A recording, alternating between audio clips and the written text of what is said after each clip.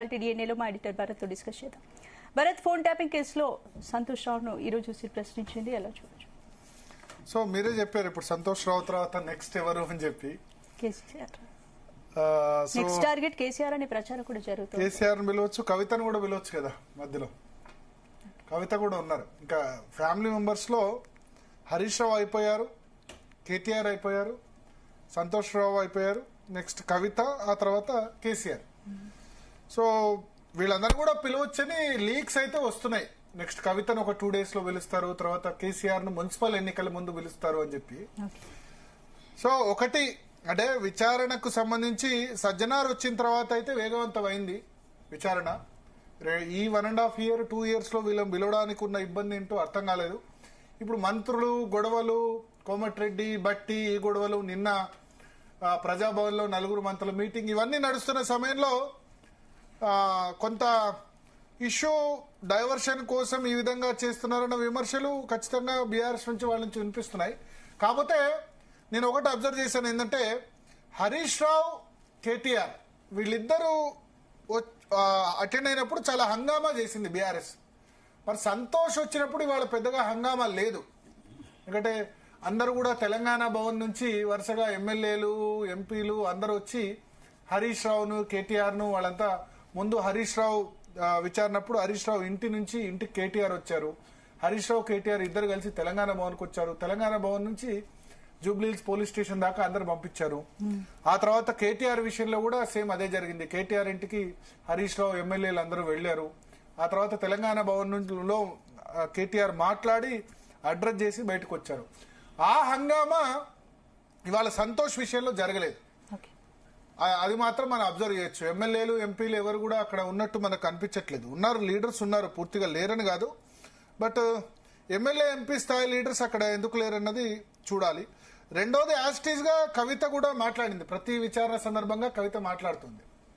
హరీష్ రావు విచారణ సందర్భంగా మాట్లాడింది, కేటీఆర్ విచారణ సందర్భంగా మాట్లాడింది. ఇవాళ కూడా సంతోష్ విచారణ సందర్భంగా సంతోషే కారణం గద్దర్ లోపలికి పోలేకపోవడానికి ఇట్లా అని చెప్పి ఆమె ఆరోపణ చేసింది. సో బీఆర్ఎస్ ఏమంటది, ఆమె రేవంత్ రెడ్డి డైరెక్షన్ లో నడుస్తుందని చెప్పి బీఆర్ఎస్ ఆరోపణ గుప్పిస్తున్న పరిస్థితి. సో మొత్తానికి ఫోన్ ట్యాపింగ్ సంబంధించి ఇక నెక్స్ట్ ఇక మిగిలింది కవిత, కేసీఆర్. మళ్ళీ రిపీటెడ్ గా కూడా పిలవచ్చు హరీష్ రావును, కేటీఆర్ ను, ఇంకా వేరే విషయాలు కూడా పిలవచ్చు.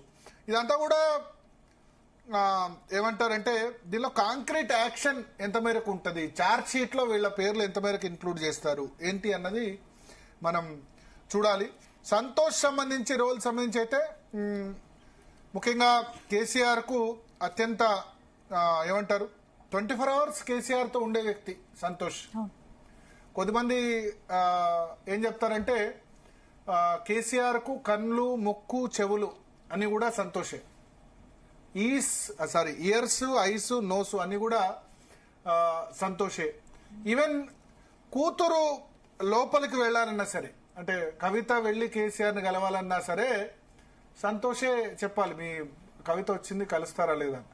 ఆ సిచ్యువేషన్ అంత అపారంగా కేసీఆర్ సంతోష్ ను నమ్మాడంటే కూడా ఆయన మరి బహుశా ఆయన ఆ నమ్మకాన్ని నిలబెట్టుకునే విధంగా బిహేవ్ చేయొచ్చు అంటారు. సంతోష్ సంబంధించిన సన్నిహితులు ఏం చెప్తారంటే ఆయన కేసీఆర్ నిద్ర లేవకముందే నిద్రలేస్తాడు, కేసీఆర్ పడుకున్న తర్వాత ఆయన పడుకుంటాడు. రాత్రి 12:30, 1 గంట వరకు కూడా ఆయన మెలకువతో ఉండాల్సిన పరిస్థితి. ఫ్యామిలీతో గడిపే తక్కువ, ఎక్కువ కూడా కేసీఆర్ ఫామ్ హౌస్ లోనో, ప్రగతి భవన్ లోనో ఎక్కడున్నా సరే ఉన్న సమయంలో కూడా అక్కడే ఆయన ఉంటాడు. ఫ్యామిలీతో ఉండేది 5-6 రోజులే, మిగతా సమయం అంతా కూడా కేసీఆర్ తోనే అందుబాటులో ఉంటాడు.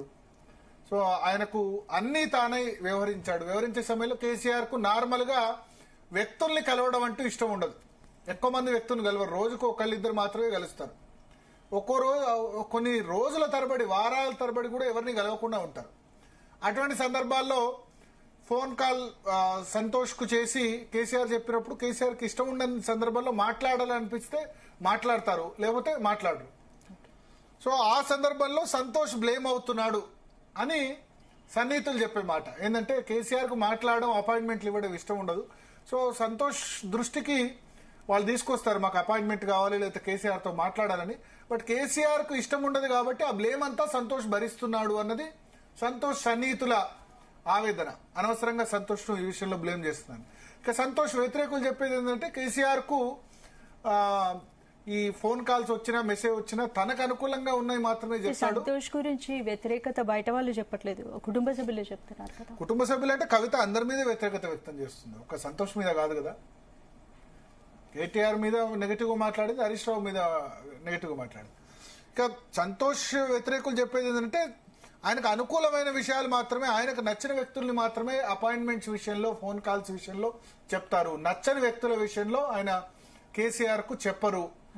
ముఖ్యమైన ఇన్ఫర్మేషన్ ఉన్నా కేసీఆర్ ను మిస్లీడ్ చేస్తున్నారు, తప్పుదోవ పట్టిస్తున్నారని ఆరోపిస్తున్నారు. ఇంక్లూడింగ్ మీరు చెప్పిన కవిత కూడా అదే విధంగా ఆరోపిస్తుంది. గద్దర్ లాంటి వ్యక్తి ప్రజాభవన్, ప్రగతి భవన్ ముందు వచ్చి వెయిట్ చేస్తుంటే ఆయన లోపల రానివ్వకపోవడం. ఎందుకంటే ప్రగతి భవన్ లోపల ఎవరు అడుగు పెట్టాలన్నా సంతోష్ అనుమతి అవసరం ఉండే. ఆ సమయంలో ఆయన ఆపరేట్ చేసేవాళ్ళు.